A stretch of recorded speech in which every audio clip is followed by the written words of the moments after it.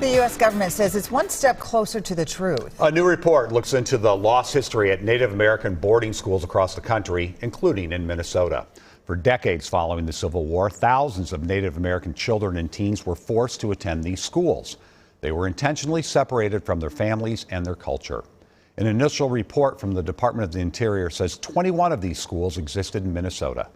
WCCO's Adam Duxter unpacks their complex and sometimes deadly history. This is a good example of what the young women were forced to wear. At the Goodhue Historical Society in Red Wing, a portion of history curators say is rarely taught has come to life through photos, uniforms, and first-person accounts. This is definitely a conversation that needs to be had. Many people bring up the fact that they didn't know. The two-room traveling display shedding light on a subject very few have learned about. But one historian in U of M, Professor Brenda Child, has been researching for decades. That's a very distinctive era in American Indian history. During the late 1800s to mid-1900s, Child says 1 in 3 Native children were taken, sometimes thousands of miles from their families, forced to cut their hair, and then spending years cutting ties with their language and customs at Native American boarding schools. You had to speak English, you had to become a Christian.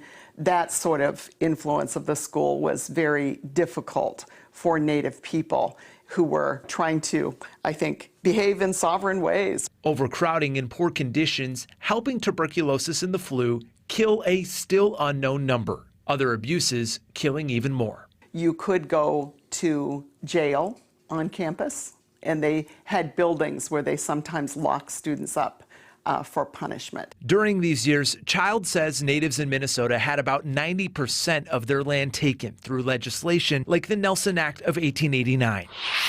Since then, This is a letter from a son writing to his father. the Red Lake citizen has used hundreds of first-person accounts from the time, including her grandmother's. She had worked as a domestic servant for the local white households of Flandreau, South Dakota. To piece together this complex history. The Department of Interior's initial report shows 21 Native boarding schools existed in Minnesota, hundreds more across the country. The federal government says its next step attempting to put a number on how many died attending them. Here we have a young boy's uniform. Well, the Historical Society says they hope others take this news as a chance to learn. It's one of those topics that is powerful and emotional. Adam Duxter. And having it right now is the perfect time to share. For WCCO 4 News.